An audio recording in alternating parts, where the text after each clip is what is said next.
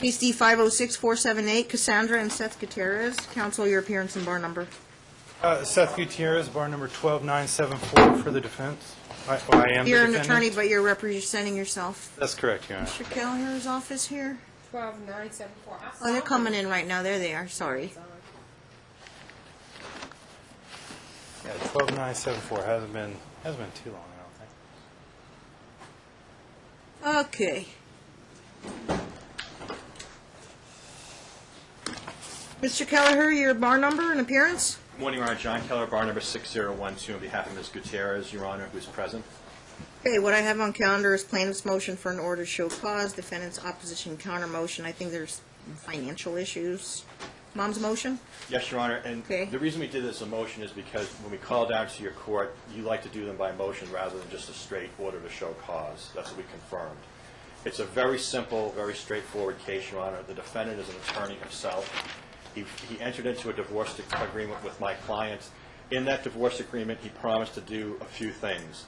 One was he promised to pay for my client's cosmetology license, which is a grand $300, yes, I read that. $300. He won't pay it. I sent him a letter. I discussed it with him on the phone.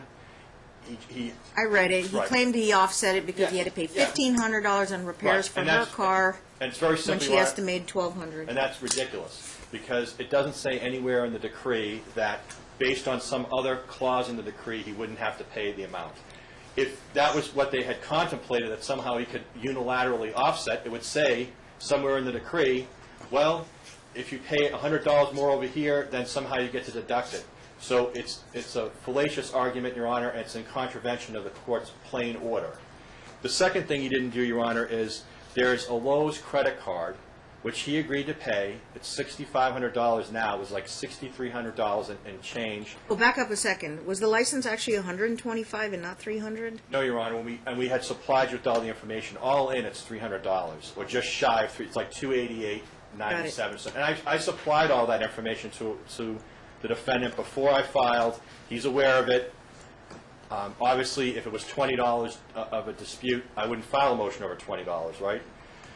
So we got the Lowe's credit card. It's like $6,200, Very simple. $5,800 or Exactly, something. Your Honor. It's now $6,500. $500. He agreed to pay it. He has a court order to pay it. It's a non-dischargeable debt, as you know, under the Family Support Act of the Bankruptcy Code, which he hasn't filed bankruptcy in any case, but I'm just pointing it out, that he's required to pay it regardless. He has not paid it. And he has given us a whole myriad of excuses as to supposedly why he doesn't pay it. He just says, oh, well, I don't have the information to pay it. My client has supplied him with the information because she's getting done by the creditor, right? It's gone into collections. All right. He said that he called and it was a different creditor, collection company, and we tracked down who the actual collection company is. Yes, Your So Honor. he'd like to call and maybe negotiate the debt down and then get that paid off. Your Honor, it's simply this. He hasn't done anything with the debt. He needs to tender payment so that my client doesn't have it under credit. Tender payment to who? To the creditor? To the credit card collection company. agency? Right. What happened, Your Honor, is if you don't pay your credit card, as you know, they send it to a collection agency. They either buy it from Lowe's or they do it on a contingency, one or the other, right? The other option is an ex-wife comes in, she steps in, pays it off, and then She doesn't sues him have- in this court to get that Right, Your Honor, judgment but back. she doesn't have $6,500 to do that. That's why there was an agreement in the first instance for him to pay. He's an attorney. She is an unemployed hairdresser, right, with no license. He has the money to pay it. He agreed to pay it. And at this point, Your Honor, what I would say is simply this, is regardless of what his philosophical background is, that, well, I shouldn't have to pay it or I don't feel like paying it, he agreed to pay it. It became a court order. The time to appeal any of that is long past. My client's being done. We showed you the damage to her credit. How do you fashion a court order? What do you suggest in the court order? Your Honor, what we say is that we'd have a status check in 60 days, and that by that time you should have it paid off, or you'd show us a payment plan that shows that it's being paid on a monthly basis. And then, And what else are you and requesting? the only other thing, Your Honor, is simply this, is the parties agreed to a visitation plan that allowed both parties to have vacation time with the minor child. Right? You can't use vacation time. It's been the rule in every family court down here that you can't use vacation time to defeat the other parent's time, during a surgery or during school time. So all we want, She had a we just want to- tonsillectomy. Right. I so read about that. all we want to know, Your Honor, all we want for an order on that regard, Your Honor, is that if you're taking vacation time, it already says it can't be done during school time, that you have to actually go on a vacation. So we want to make that clear and that would work for both of them, that if they're taking vacation time, they have to go somewhere or be off from work and take the time to go somewhere with the child. Like a staycation. It could be a staycation, but they need to be off work. Correct, Your Honor. And with that, Your Honor, we leave it to you. Just those 3 items? Yes, Your Honor. Mr. Gutierrez? Thank you, Your Honor. I did go ahead and provide, Your Honor, an opposition and counter motion. I'll address Reviewed first. it, yes. I will acknowledge to the court that I did go ahead and receive a response, plaintiff's reply to defendant's opposition counter motion. I'll note that I did look at the postmark date on it. It was sent out March 16th. I'm assuming that it made it to my mailbox Friday. I was away for the weekend, so I got it yesterday. So I didn't have a chance to go ahead and respond to any of that. If the court permits, I can do so orally at this time. But I guess, how do you want me to proceed first? Any objection, Mr. Kelleher? He can argue it orally. That's fine, Your Honor. Duly noted. Okay. All right, thank you, Your Honor. First, I guess, following up on the plaintiff's counsel's statements with regards to the cosmetology license. Your Honor, counsel just represents that he did go ahead and provide invoice, some sort of documentation that demonstrates $288 is what he just represented. Yeah. I showed in my attachment to Your Honor there was an Exhibit C, which is plaintiff's letter to defendant by her attorney, and in that exhibit, one of the attachments that he provided was an application for the in-state testing plan, and that application showed a total amount of $125 for the actual fees. There was nowhere else on that. It's a single sheet of paper. There was nothing provided on the back. I actually have the original in front of me, Your Honor. It's a single sheet of paper. There's no other dollar amounts itemized there or identified there to reflect this $288 that he represents today. Furthermore, in that letter, which again is under that same exhibit, in the first paragraph, plaintiff identifies the $125, which I can see right here in the in-state testing So application. that's not questioned, yeah. But also requests another $123.33 for other testing, but no documentation has been provided for that. So, but even if we were to assume that the plaintiff was able to go ahead and arrive at the $123.33, that documentation, that still only amounts to $248.33, which is still different from what counsel represents as $288 today. Okay. So. But again, I think my argument that I proffered to the court in my opposition states the position that defense has with regards to whether or not that was satisfied, that provision within the divorce decree. I think I fully outlined my position why I believe that had been satisfied. Well, let me add to that. In page 5 of the decree, starting with line 1, the party shall use their income tax refund. We don't know which year, which refund, but it says item 2, approximately $1,200 for her car repair, and item 3, shall receive the amount of $300 to $500 to renew her cosmetology license. So it was supposed to come out of supposedly this tax refund. Which tax refund are we referring to? This decree was filed March of last year. It was the 2014. So it might have been the 2014. And was there a tax refund from 2014? There was, Your Honor. It amounted to $75. $75? Okay, so I wonder what the legal effect is. In the event, and then it says here, in the event it's not enough to cover, then defendant would cover the difference. That would Right. be you. In the event that fronts any of the foregoing monies, the same shall be reimbursed from the income tax refund. Okay. I guess that answers my question. All right, continue. But along with that, that subsection and the identified numeral 3, the 3 to 500 for the cosmetology license renewal, Again, that was an approximate amount based on representations that were made by the plaintiff at the time. Is the word approximate in line 3, item 3? It is in item 2, but it says shall receive, so is it a minimum and a maximum there? Right. And that's why I set forth in my motion that there was ambiguity there in terms of what Your the attorney drafted the decree, right? Audrey Beeson represented you formerly? That is correct, Your Honor. Okay. So while it did not specify, it was represented based on the information that was provided by the plaintiff at that time that she did not know the exact dollar amount. Let me ask you this, why didn't you add a phrase at the end of item 3 that says subject to proof? And Documentary I apologize, proof. I didn't draft it. I did have my attorney draft it, so. Okay. And I I recognize understand that- your position on that one. What about the car repair? 1585, then you thought that was included with the license?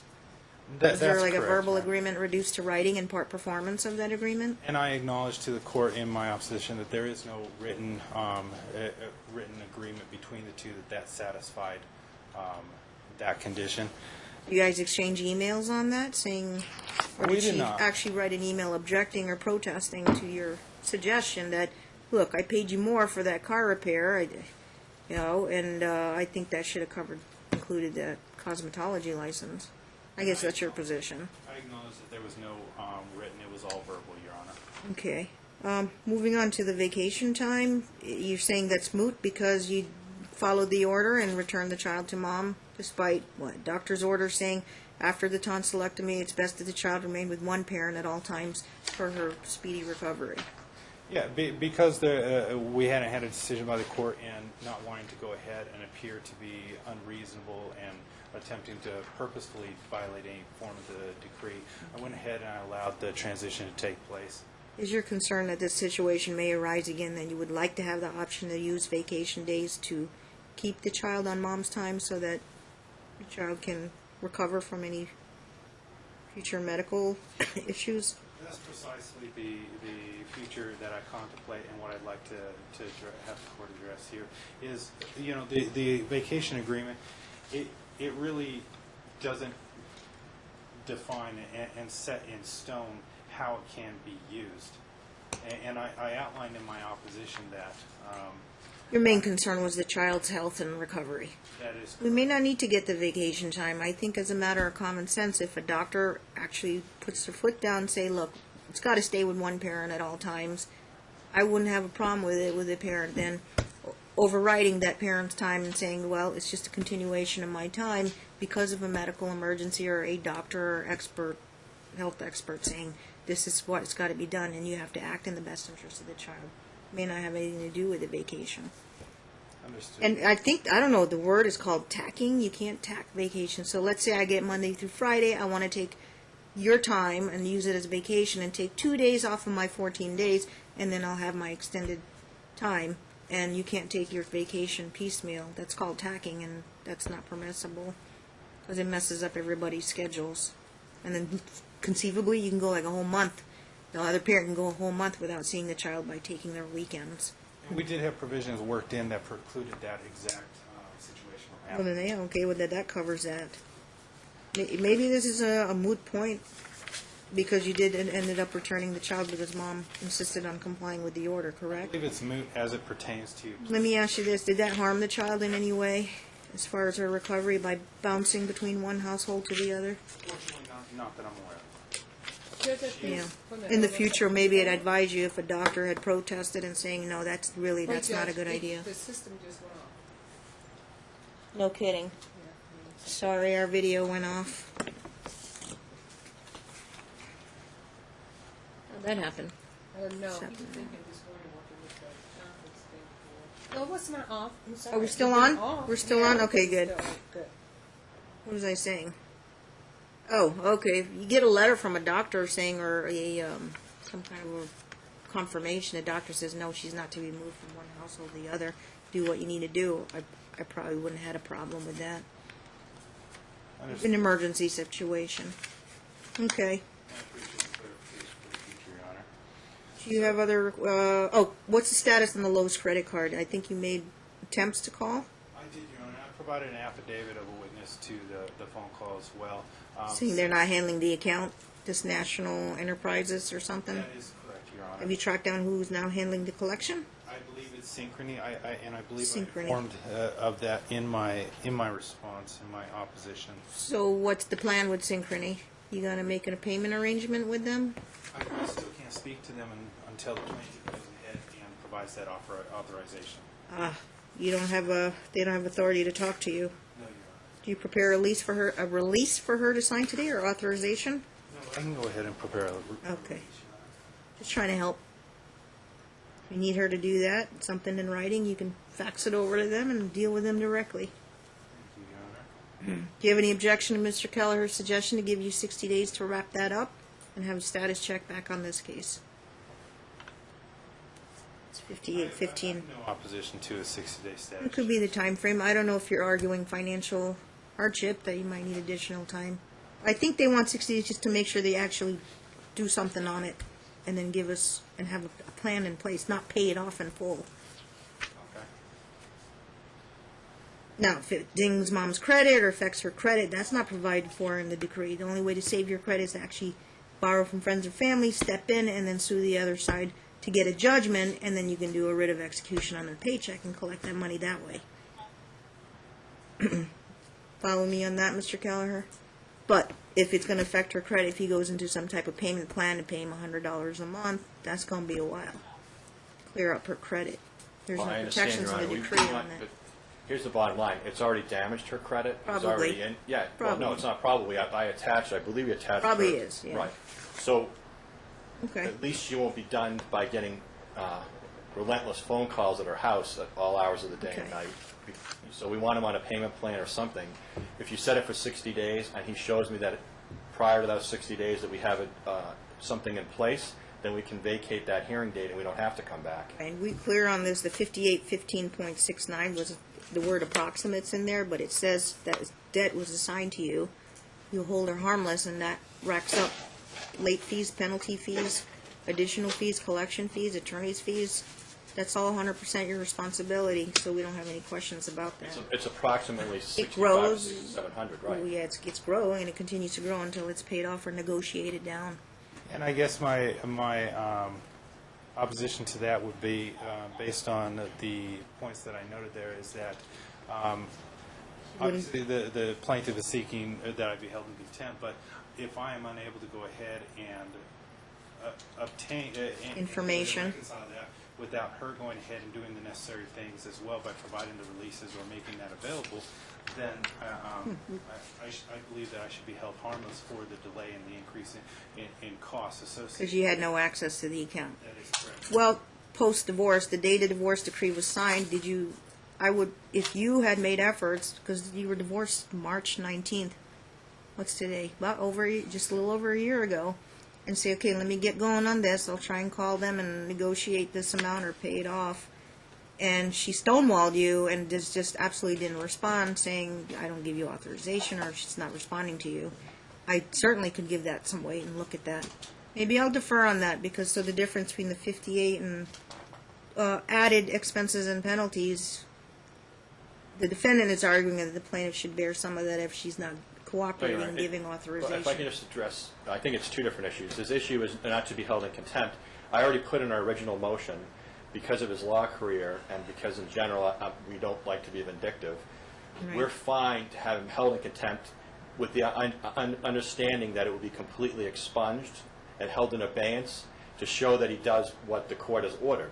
All we want him to do is comply. He's done nothing for 1 full year, Your Honor. He did zero to pay any of that Lowe's credit card. He could have written a check to my client for the money and said, here's a check to go to Lowe's, and we would have had to prove that we had sent it to Lowe's.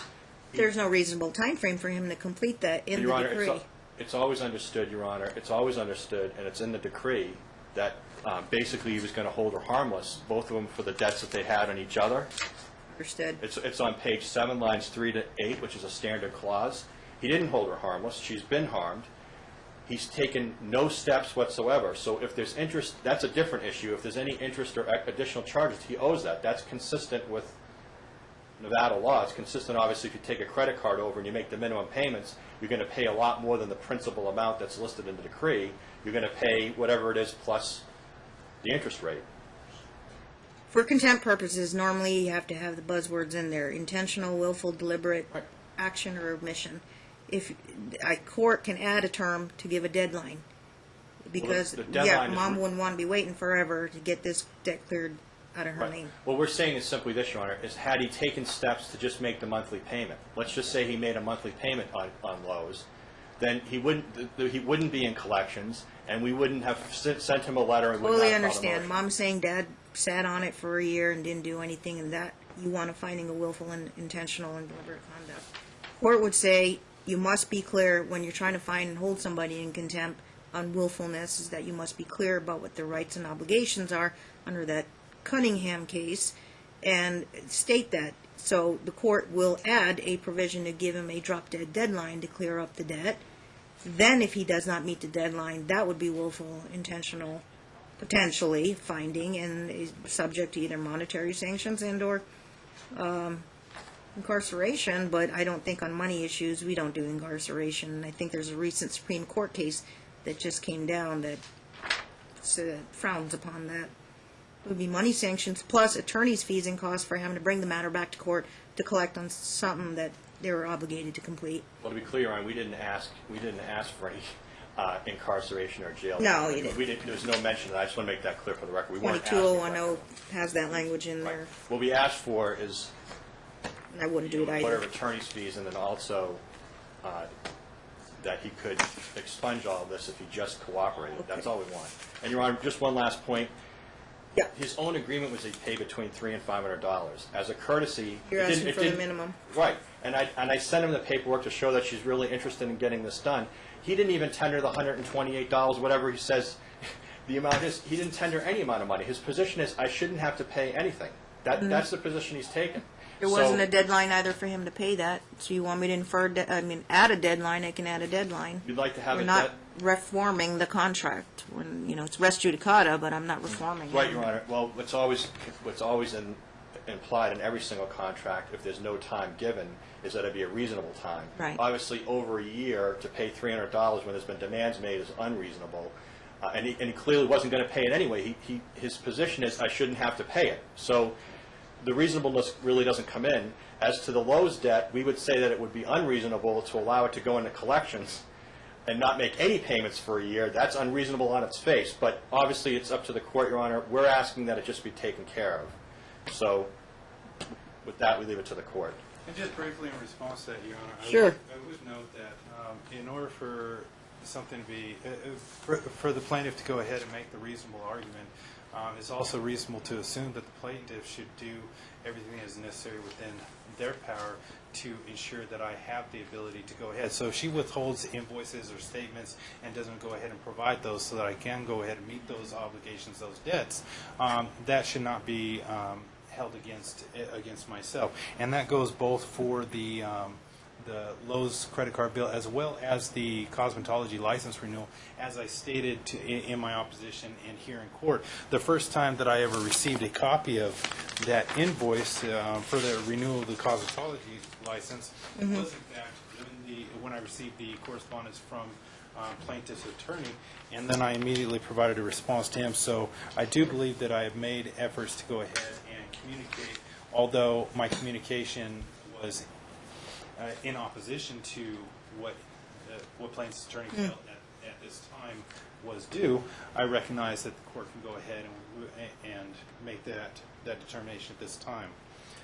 I believe that addresses the cosmetology license. With regards to Lowe's bill, Your Honor, Yeah. so it's my understanding I'm going to prepare a release for dealing with the Lowe's account. There'll be a status check in 60 days for me to go ahead and At least make arrangements. And if we have gone ahead and at least I provided proof of that to plaintiff's counsel, then we can vacate the Right. 60-day status check date. Okay.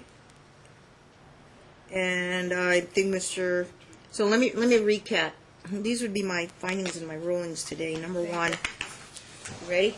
Yes. Number one, as to Mom's request for the $300 to $500 for the cosmetology license that Dad was supposed to pay her in the decree, The court finds that the word approximate is not in there, so it is a firm amount, and mom's requesting the minimum. I would give her the minimum.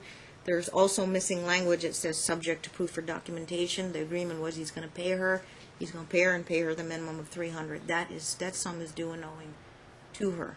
That amount is reduced to judgment, collectible by any lawful means, execution, any paycheck stayed, pending that he pay it 60 days. $300 in her hands by 60 days. Subject to a receipt, obviously. How do you want it paid? Put it in her bank account or send a check to Mr. Keller's office? If she just sends a check directly to her, To him, Your the Honor, canceled that's check would be a receipt. Okay? Item number 2, Lowe's credit card. Dad has 60 days to make arrangements and get something going on that and get proof that he's making arrangements. Mom, forthwith, is to sign an authorization or release for Dad to talk directly to the Synchrony, I guess, is the new creditor handling that, so that he can make arrangements to either pay it off, get it paid, or start making payments.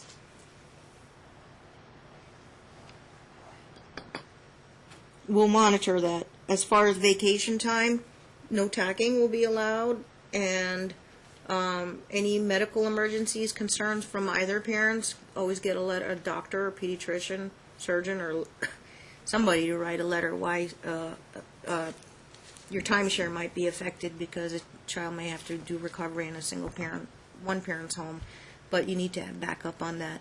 I don't think it impacts on vacation, and fortunately it didn't become a mess because he complied with the order and returned the child back to mom, and then the child wasn't too adversely affected.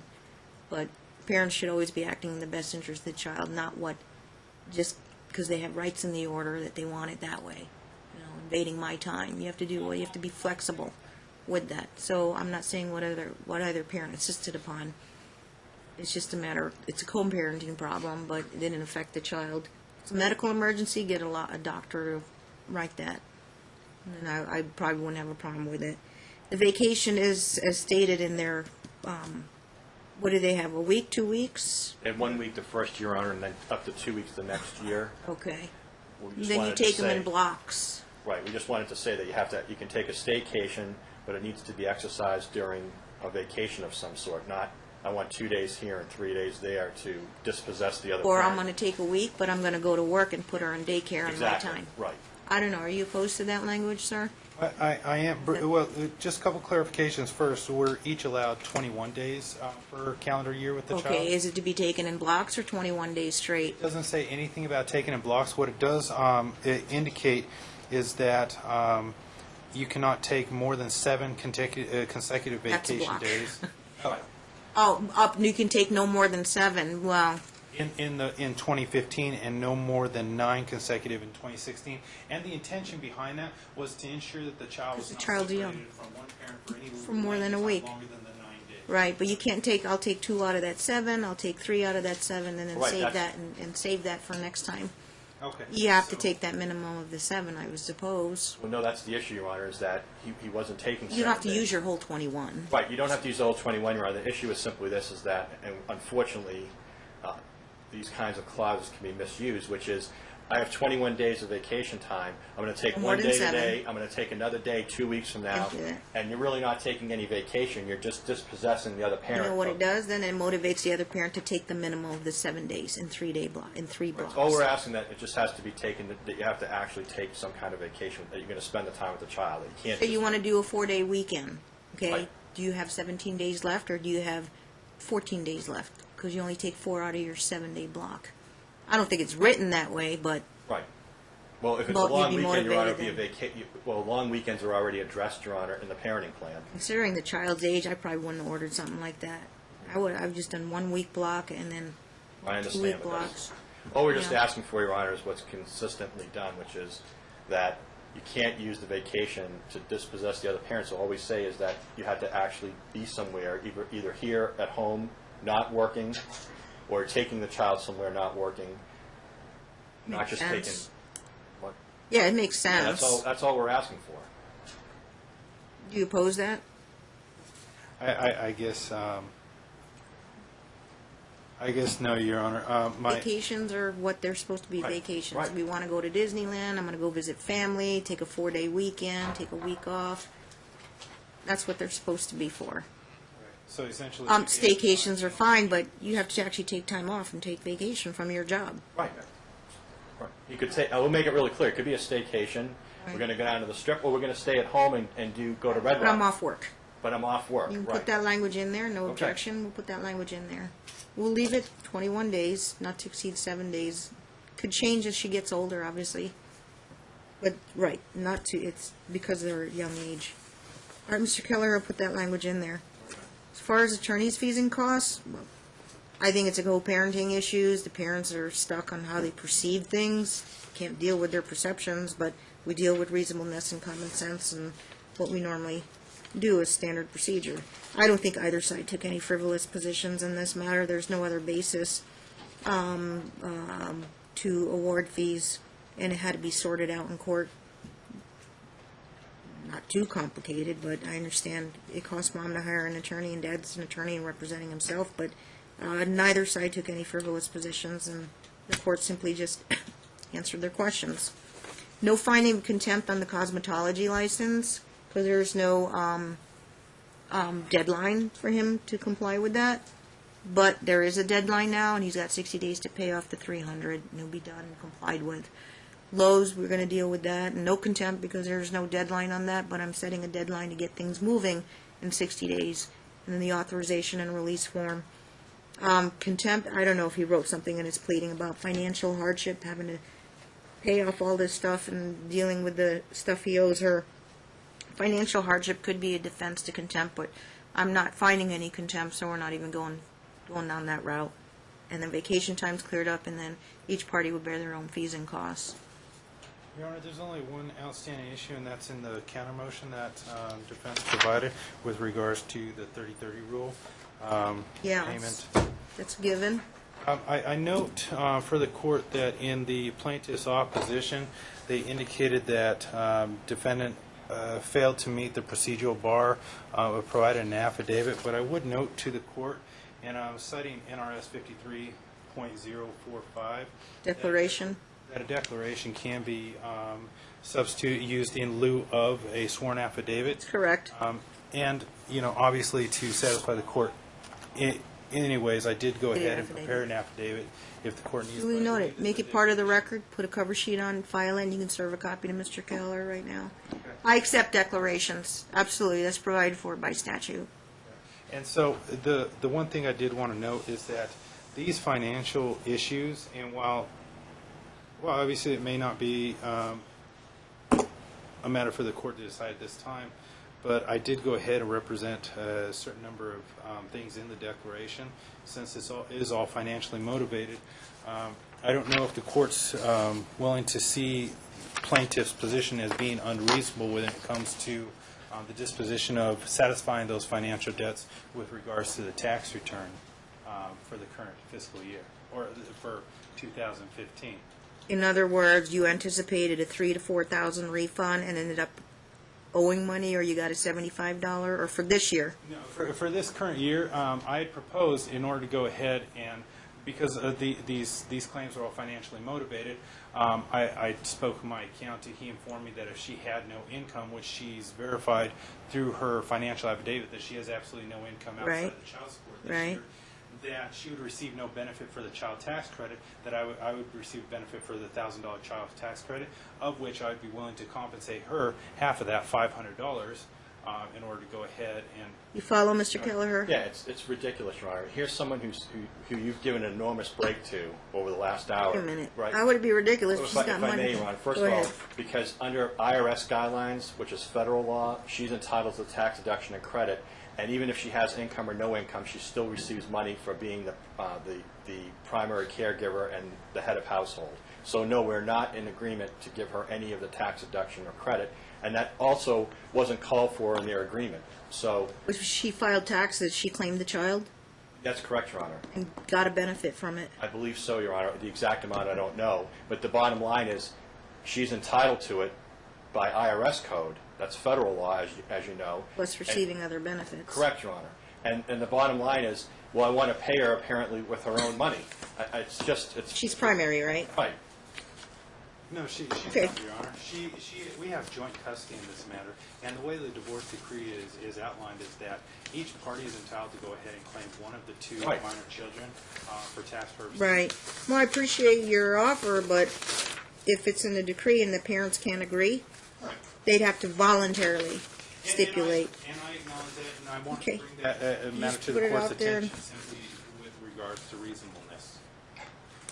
But I'll submit on the court's decision. Right, I understand what you're saying. You're going to say if mom had let you claim that additional child, you had an extra $1,000 in your pocket, and you willing to give her the $500. And I was not attempting to use that 500 as an offset to the obligations contained within this. No, it would just be more money split between the parents. That is But she claims there's other tax reasons why she is hesitating or reluctant to do so. and that's fine. That's Duly your noted. rights, and I acknowledge that. Got it. We just need a date, Your Honor. or Gus, did you find it? I certainly did, May 25th at 9:30. You're good. May 25th at 9:30, status check. I'll prepare it, Your Honor. Right. I suggest the council continue to communicate 5.11. If there's no necessity to come to court and something's in place, then just, Okay. you don't have to come to court. All right, thank you, Your Do Honor. stipulation. Thank you, Your Honor. Thank you. Mr. Kelleher, prepare.